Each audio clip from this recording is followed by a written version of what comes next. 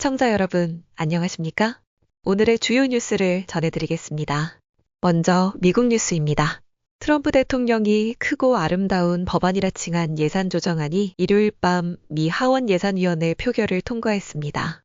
찬성 17표, 반대 16표로 통과된 이번 표결은 공화당 소속 보수강경파 의원 4명이 기권 형식의 투표로 전환하면서 성사됐습니다. 이들은 당초 메디케이드 근로요건 강화와 인플레이션 감축법에 포함된 친환경 보조금 폐지를 요구하며 금요일 표결을 무산시킨 바 있습니다. 이후 공화당 지도부와의 주말간 비공개 조율을 거쳐 서면 보장을 받았고 이에 따라 논의를 재개한 것으로 알려졌습니다. 마이크 존슨 하원 의장은 소소한 수정을 거칠 예정이라고 밝히며 모든 공화당 의원이 전진을 위한 표를 던질 것이라며 낙관적인 전망을 내놨습니다. 이제 이 법안은 하원 규칙위원회의 심사를 거쳐 조만간 본회의 전체 표결에 붙여질 예정입니다. 트럼프 대통령과 공화당은 이번 조정안을 통해 세금 감면, 국경 보안 강화, 정부 지출 감축 등의 공약을 법제화하려 하고 있으며 법안은 7월 4일까지 대통령 서명 단계에 도달하는 것을 목표로 하고 있습니다. 다음 뉴스입니다. 미국 내에서 캘리포니아에 이어 두 번째로 많은 메디케이드 수혜자를 보유한 뉴욕주가 연방정부의 보험 개편안으로 큰 타격을 받을 것으로 우려되고 있습니다.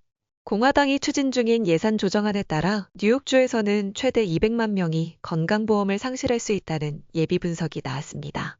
특히 근로요건 강화와 이민자 대상 보조금 축소 방안이 포함되면서 저소득층과 이민자 커뮤니티의 피해가 집중될 전망입니다. 에너지 및 통상위원회는 이번 조치가 10년간 약 3천억 달러의 예산 절감을 가져올 것이라고 설명했지만 전문가들은 실제론 취약계층의 의료 접근권만 축소될 것이라고 지적합니다. 뉴욕주는 현재 메디케이드와 이센셜 플랜을 통해 약 800만 명에게 보험 혜택을 제공 중입니다. 주 정부는 소송 등 모든 수단을 동원해 주민 보호에 나서겠다는 입장을 밝혔습니다. 다음 뉴스입니다. 미국 내에서 가장 많은 메디케이드 수혜자를 보유한 캘리포니아가 예산 부족을 이유로 불법 체류자 대상 건강보험 정책을 축소할 계획입니다. 개빈 뉴섬 주지사는 내년부터 19세 이상 신규 가입을 중단하고 기존 수혜자에겐 월 $100의 보험료를 부과하겠다고 밝혔습니다. 현재 160만 명의 이민자가 메디카를 통해 보험 혜택을 받고 있습니다. 미네소타에서도 비슷한 조치가 예산 타협안에 포함되면서 민주당 일부 의원과 이민자 단체의 반발이 거셉니다. 팀 월즈 주지사는 정책 후퇴에 반대하지만 공화당과의 예산 협상에서 받아들일 수밖에 없었다고 설명했습니다. 두 주 모두 어린이 대상 보험은 유지하되 성인 대상 프로그램은 대폭 축소될 전망입니다. 다음 뉴스입니다. 미국 조 바이든 전 대통령이 뼈로 전이된 전립선암 진단을 받았습니다. 바이든 사무실은 일요일 성명을 통해 바이든 전 대통령이 글리슨 점수 9점으로 분류되는 고위험 전립선암 판정을 받았으며 다행히 호르몬 치료에 반응하는 유형이라고 밝혔습니다. 현재 가족과 함께 다양한 치료 방안을 의료진과 논의 중인 가운데 그는 우리 모두는 암이라는 고통을 함께 겪는다며 SNS를 통해 감사의 뜻을 전했습니다. 전립선암은 미국 남성에게 두 번째로 흔한 암으로 특히 고령일수록 발병률이 높아지는 경향이 있습니다.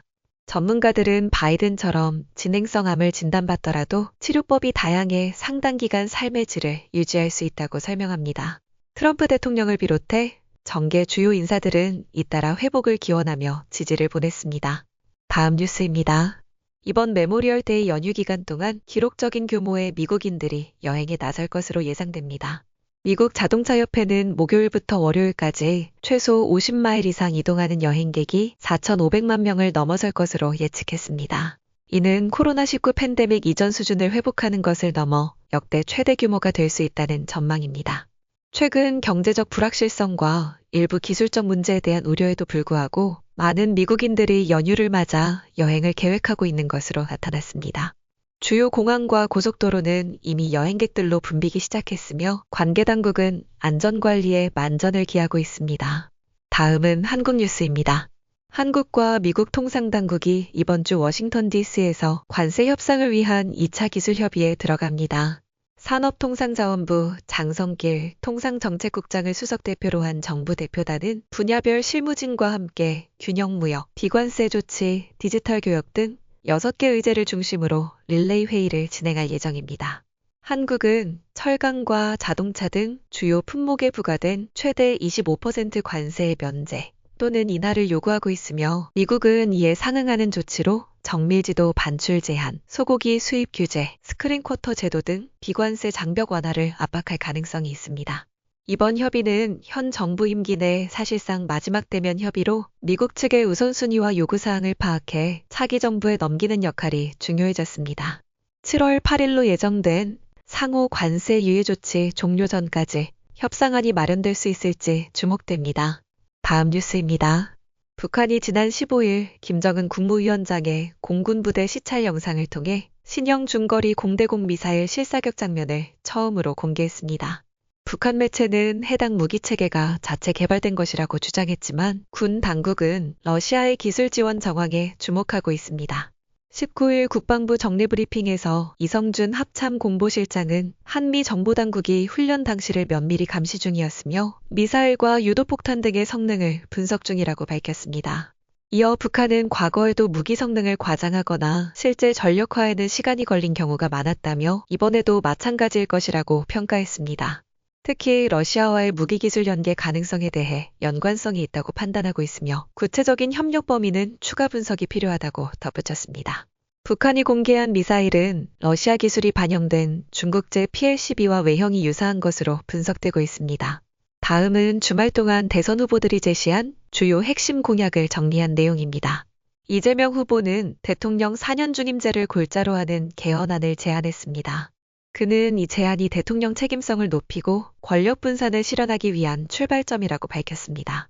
현행 5년 단임제의 한계를 지적하며 책임 정치와 지속 가능한 정책 추진을 위해 중임제가 필요하다고 주장했습니다. 경제 관련해서는 커피값이 120원이라는 표현이 현실과 동떨어졌다는 비판에 대해 이는 특정 시점의 생두 가격을 언급한 것이며 인건비, 임대료 등은 제외된 수치라고 설명했습니다. 동시에 그는 김문수 후보를 겨냥해 윤석열 정부 시절 경제 성과에 대한 책임 소재를 물었고 4.5일제 도입과 원자력과 재생에너지를 혼합한 에너지 전략을 다시금 내세웠습니다. 김문수 후보는 주한미군 방위비 분담금 인상에 대한 협의 가능성을 시사했습니다. 그는 한미동맹은 계속돼야 하지만 동맹 내 책임 분담도 함께 논의할 시점이라고 밝혔습니다. 이어 그는 경제를 근본부터 새로 짜겠다며 규제혁신청 신설을 포함한 판가리식 경제 쇄신을 공언했습니다. 개헌 문제에 대해서는 이재명 후보의 4년 중임제 제안에 반대하며 다음 대통령 임기를 3년으로 줄이고 이후 4년 중임제로 전환하자는 역제안을 내놨습니다. 이는 중장기적인 제도 개편을 염두에 둔 것으로 해석됩니다. 또한 건국 역사와 관련해서는 이승만 전 대통령과 기독교의 역할을 재조명하며 대한민국은 자유와 민주주의 가치를 바탕으로 세워졌다는 점을 강조했습니다. 이준석 후보는 지역별 경제 현실을 반영할 수 있도록 최저임금 결정 권한을 지방정부에 이양하겠다고 밝혔습니다. 이는 지역 간 생활비 노동시장 차이를 반영한 자율적 조정이 필요하다는 인식에서 출발한 정책입니다.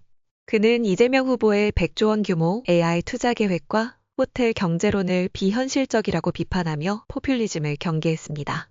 정부 부처를 13개로 축소하고 부총리제를 도입하는 등 작지만 효율적인 정부 구성을 핵심 공약으로 제시했습니다. 보수 진영 통합 제안에 대해서는 김문수 후보와의 단일화는 없다며 독자 완주 의사를 재차 확인했습니다. 그는 자신을 이재명을 이길 유일한 카드라고 표현하며 양강 대결 구도를 스스로 강조하고 있습니다. 이상으로 오늘의 뉴스를 마칩니다. 시청해주셔서 감사합니다.